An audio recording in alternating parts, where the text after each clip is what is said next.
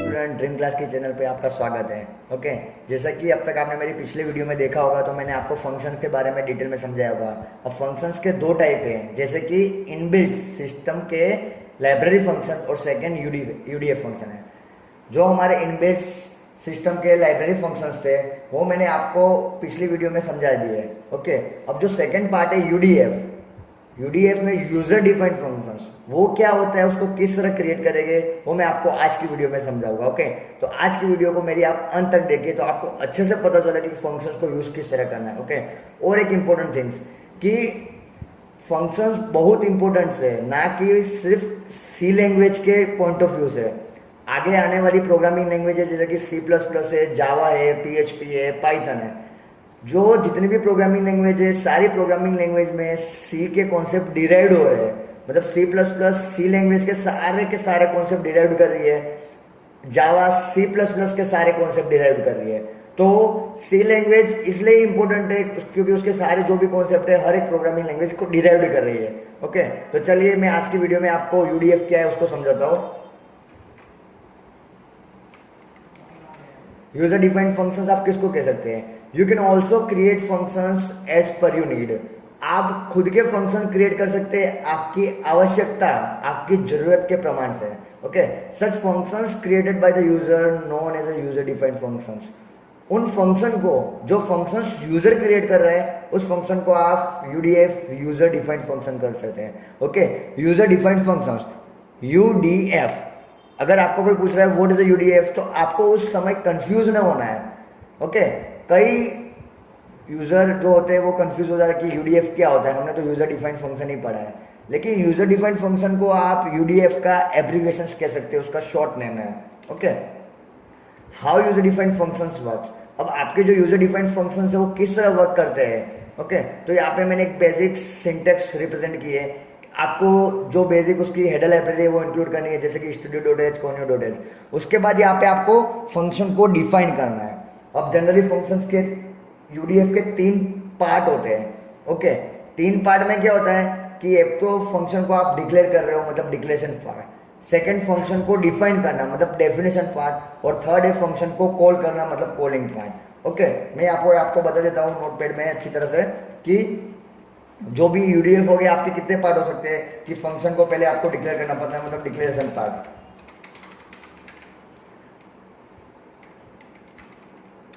Function declaration part. Okay, second part है function का definition, मतलब फंक्शन क्या कहना चाह रहा है, तो डेफिनेशन पार्ट।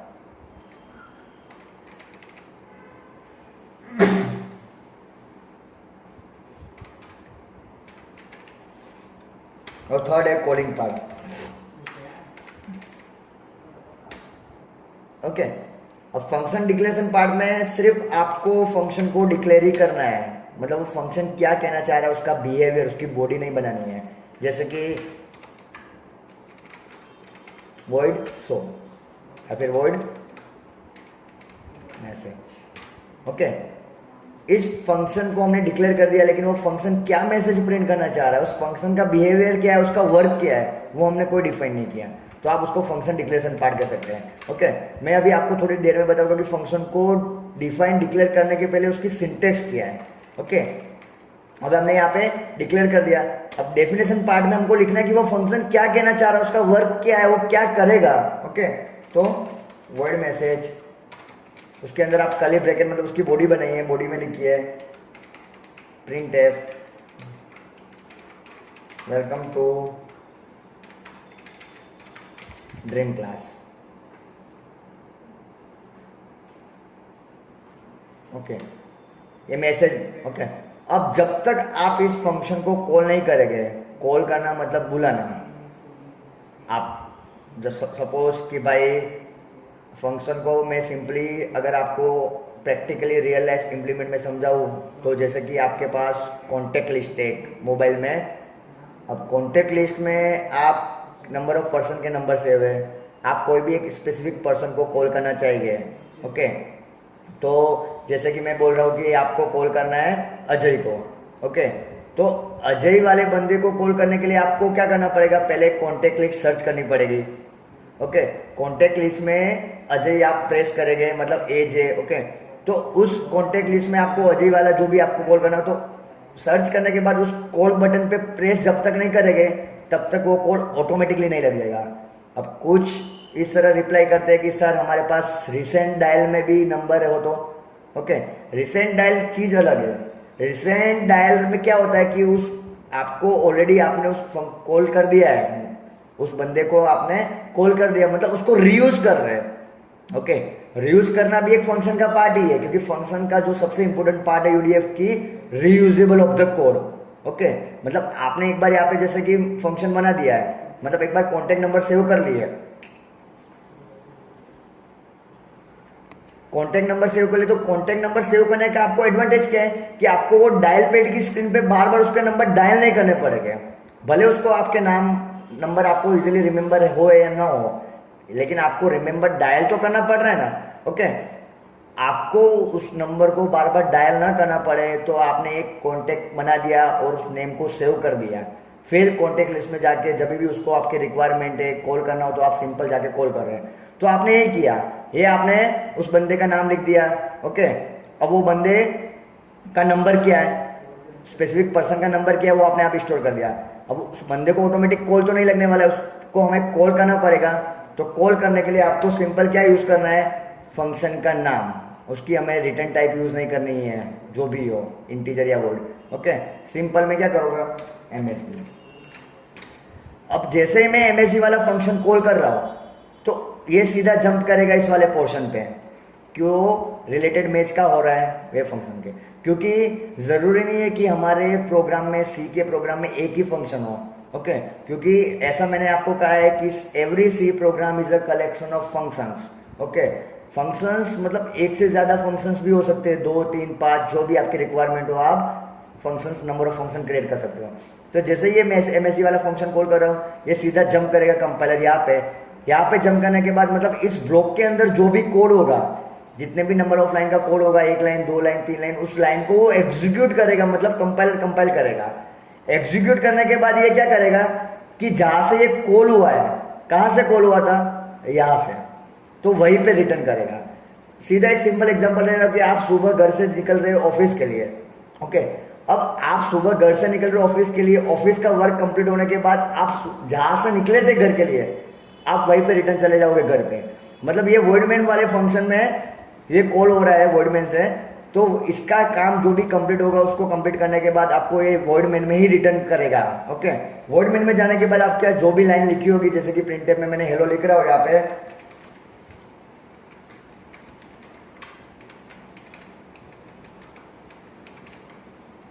तो ये हेलो प्रिंट करेगा। ये जो पोर्शन है हमारा, ये पोर्शन हमारा रहेगा वर्डमैन के अंदर। ओके,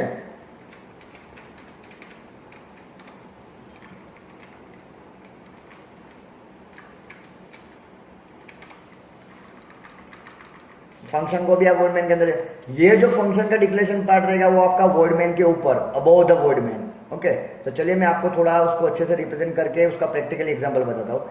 अब ये वर्क किस तरह कर रहा है, जैसे कि मैंने यहाँ पे फंक्शन का नेम लिख दिया है, वर्डमैन के अंदर आपको फंक्शन नेम मतलब सीधा फंक्शन को कॉल करवाना है। Okay, the execution of C program begin from the main functions. अब तक मैंने आपको बताया कि हर एक C प्रोग्राम का एग्जीक्यूशन वर्डमैन से होता है।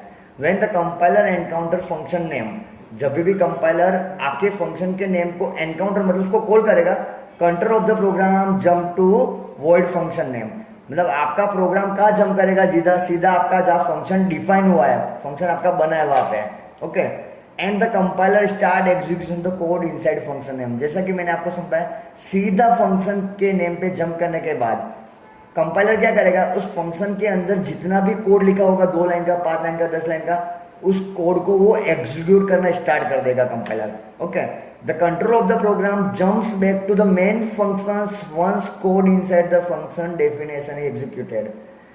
अभी आपका कोड एग्जीक्यूट हो गया, जितना भी उस फंक्शन के अंदर 3, 4, 2 लाइन का जो भी कोड लिखा था, उतना कोड एग्जीक्यूट होने के बाद आपका जो कंट्रोल होगा, कर्सर होगा, वो सीधा जंप बैक क्या करेगा, मेन फंक्शन पे, जहां पे वो फंक्शन कॉल हुआ होगा। जैसा कि मैंने आपको यहां समझाया कि MSC यहां से कॉल हुआ था, यहाँ पे सीधा जंप हुआ, जंप होने के बाद इसके अंदर 2 3 5 जो भी लाइन का कोड लिखा है उसको एग्जीक्यूट करने के बाद कंट्रोल सीधा जंप बैक करेगा जहां से उसने कॉल किया था, यहां से। ओके,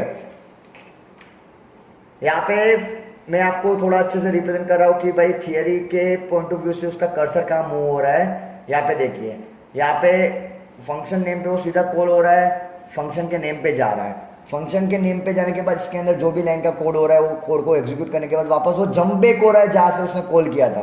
ओके, अब एक नोट क्या है कि function names are identifier should have be unique. अब आपको मैंने वेरिएबल्स के रूल्स बताए होंगे, अगर आपको ना पता हो तो आप मेरी प्लेलिस्ट में जाके देख सकते हैं कि सी बिगिनर करके है, उसमें बहुत सारे वीडियो मैंने बनाया, उसमें वेरिएबल्स के रूल्स भी है। ओके, वेरिएबल्स के जो रूल्स मैंने आपको बताया है कि वो डिजिट से स्टार्ट नहीं होना चाहिए, वेरिएबल के नेम में स्पेस नहीं होनी चाहिए, वेरिएबल का नेम केस सेंसिटिव है, should be 32 character limit. Okay, वही वेरिएबल के रूल्स आपके हर एक आइडेंटिफायर यूज कर रहा है, जैसे कि फंक्शन है, कांस्टेंट है। ओके, फंक्शन के भी वही same as it is rules apply हो गए। ओके, फंक्शन का नेम यूनिक होना चाहिए, और एक आप इनबिल्ट फंक्शन को नेम को यूज नहीं कर सकते। ओके, मतलब आपको 2 फंक्शन बनाने हैं, तो जैसे कि मुझे पास यहाँ पे मुझे एक MSG नाम का और फंक्शन बनाना है, तो आप यहाँ पे सेम नाम का फंक्शन वापस नहीं बना सकते, वो आपको एरर रिटर्न कर देगा कि MSG function is already exist, कि आपको ऑलरेडी बन चुका है। Okay, this is just an override of user defined function, या तो वो आपके फंक्शन को ओवरराइड भी कर सकता है। अब वो हमने जो UDF यूजर डिफाइंड फंक्शन बनाया उसके एडवांटेज क्या है, मैं आपको पहले एडवांटेज समझाऊं, उसके पहले मैं आपको थोड़ा प्रैक्टिकली समझा दूं तो आपको अच्छे से पता चल जाए कि वो फंक्शन किस तरह एग्जीक्यूट हो रहा है। ओके, तो चलिए यहाँ पे टर्बो सी की स्क्रीन में ओपन कर रहा हूँ जो हमारा IDE है। यहाँ पे आप देख पा रहे होंगे कि हमारा जो सी का बेसिक स्ट्रक्चर है जिसमें 2 हेडर लाइब्रेरी इंक्लूड की है, वर्डमैन है। कि वर्डमैन क्या है, वर्डमैन भी एक फंक्शन ही है लेकिन सिस्टम का इनबिल्ट फंक्शन है। ओके, कंपाइलर सीधा यहाँ जंप कर रहा है वर्डमैन पे। अब हमें यहाँ पे क्या करना है कि यहाँ पे हमें एक UDF क्रिएट करना है। ओके, तो मैं यहाँ पे कमेंट लिख देता हूँ UDF user defined function. Okay, अब जैसा कि मैंने आपको बताया था कि मुझे एक सिंपल मैसेज प्रिंट करना है कि welcome to dream class. Okay, तो वेलकम टू ड्रीम क्लास आप फंक्शन से कर सकते हो। ओके, अब मैंने यहाँ पे लिख रहा हूँ print f welcome to dream class, यहाँ पे गेट ch कर दो, यहाँ पे CLR SCL स्टार्ट कर देता हूँ। अभी तक मैंने कोई वेरिएबल यूज नहीं किया है तो CLR स्टार्ट पहली लाइन होगी हमारी।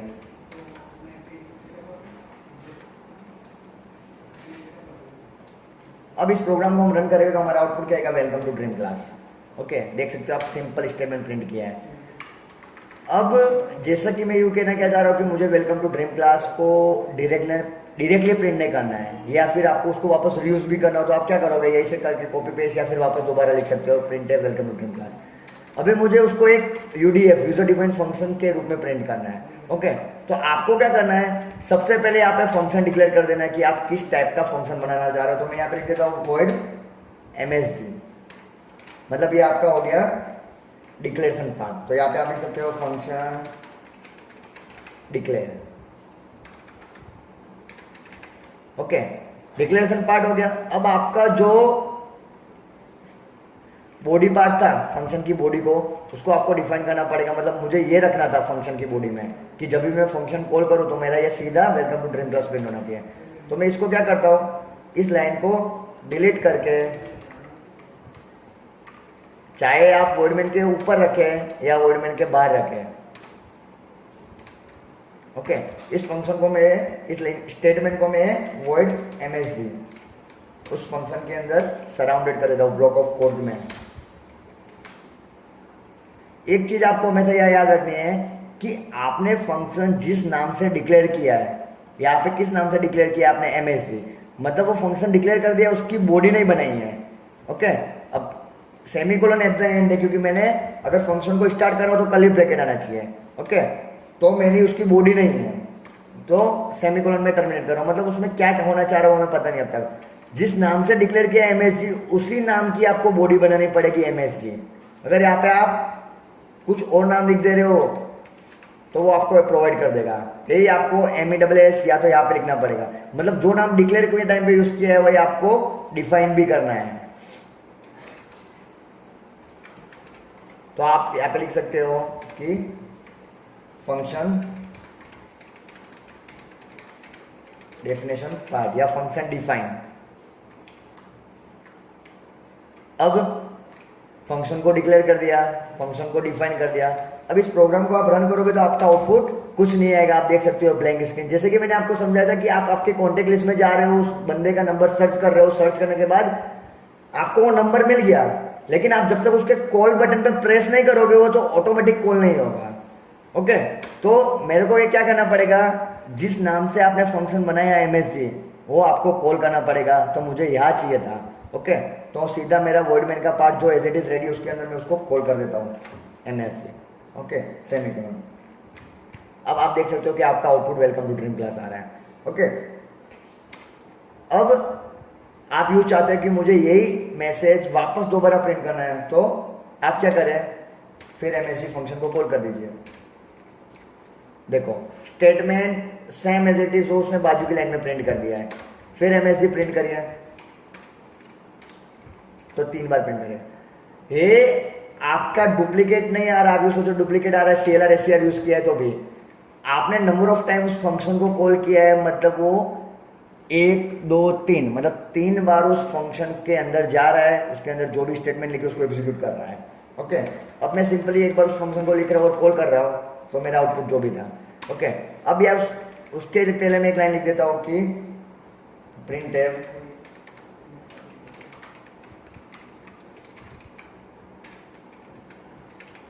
बिफोर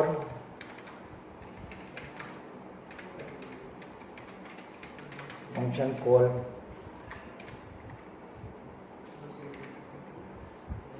/n, यहाँ पे लिख देता हूँ printf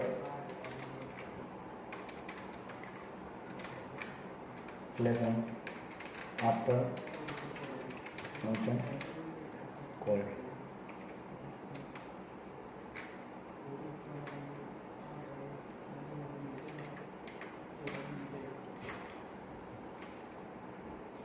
और यहाँ पे लिख देता हूँ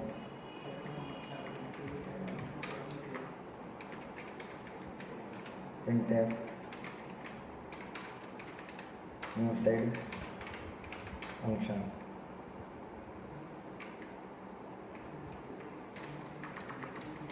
और यहाँ पे लिख देता हूँ printf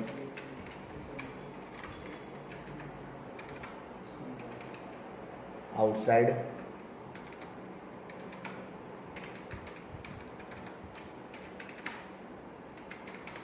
UDF, but use the defined function inside UDF। Okay, एक चीज आप यहाँ पे फंक्शन के सिंटेक्स समझ सकते हैं कि यहाँ पे आपको रिटर्न टाइप यूज करनी है और यहाँ पे फंक्शन का नेम लिखना है, आपको जो भी लिखना हो, लेकिन उसके कुछ रूल्स जो मैंने आपको बताया वो फॉलो करना पड़ेगा। अगर आप इंटीजर लिख रहे हो तो आपको इंटीजर भी यहाँ पे रिटर्न कर सकते हैं, वो मैं आपको आने वाली वीडियो में डिटेल में समझाऊंगा कि किस तरह आप उस इंटीजर फंक्शन को कॉल करवा के उसकी पर्टिकुलर स्पेसिफिक वैल्यू को रिटर्न कर सकते हैं। ओके, अब इस प्रोग्राम को हम डिबग करते आउटपुट समझते तो आप पहले रन कर लीजिए, तो सारा एक ही लाइन में आ गया। तो उसको हम थोड़ा स्पेसिफिक करके जहां जहां प्रिंटफ किया था वहां /n प्रोवाइड कर देते हैं।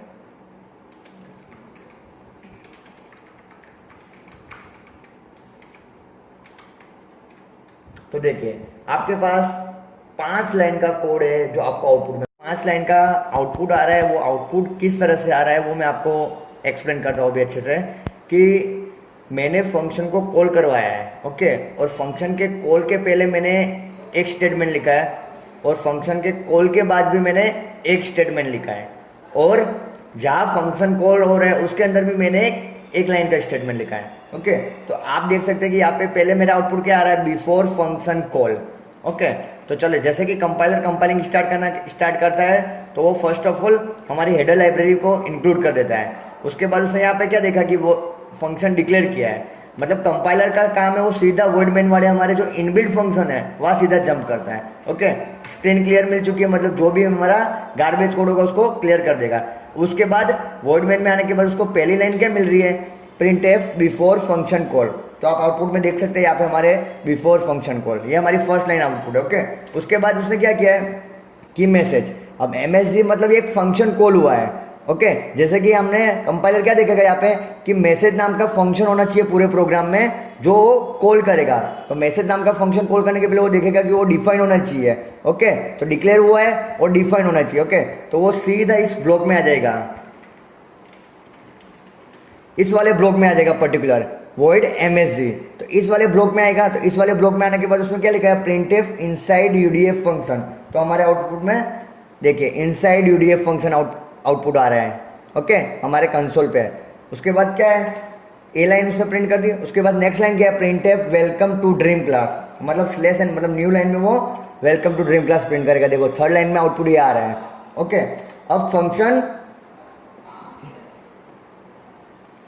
अब उसने वर्ड मैसेज के अंदर जो भी उसका टास्क था, जो भी स्टेटमेंट हमको प्रिंट करवाना था या कोई भी हमें वर्क स्टेटमेंट को एग्जीक्यूट करवाना था, उसका जो भी स्टेटमेंट एग्जीक्यूट करवाने का वर्क उसका कंप्लीट हो गया है। ओके, तो जैसा कि मैंने आपको बताया कि अगर उसके स्टेटमेंट एग्जीक्यूट हो गए तो वो फंक्शन वापस रिटर्न क्या करेगा, जहाँ से get back to the calling statement, कहाँ पे रिटर्न करेगा, जहाँ पे उसने कॉल किया था वहाँ से। तो हम यहाँ पे मैं कमेंट मार लिख देता हूँ, call to the function. Okay, मतलब इसने यहाँ से कॉल किया था। ओके, तो पहले ये स्टेटमेंट प्रिंट हुआ, फिर कॉल करने के बाद उसके अंदर जो भी टास्क स्टेटमेंट थे वो उसने प्रिंट कर दिया। अब उसके बाद वो वापस कहाँ पे आएगा, वर्डमेन में जहाँ से कॉल हुआ था। Okay, get back printf after function call. तो वही हमारे आउटपुट में आएगा आफ्टर फंक्शन कॉल। ओके, अब वापस हम जाते हैं नीचे। उसके बाद नेक्स्ट स्टेटमेंट में क्या प्रिंट करेगा, प्रिंटफ आउटसाइड UDF।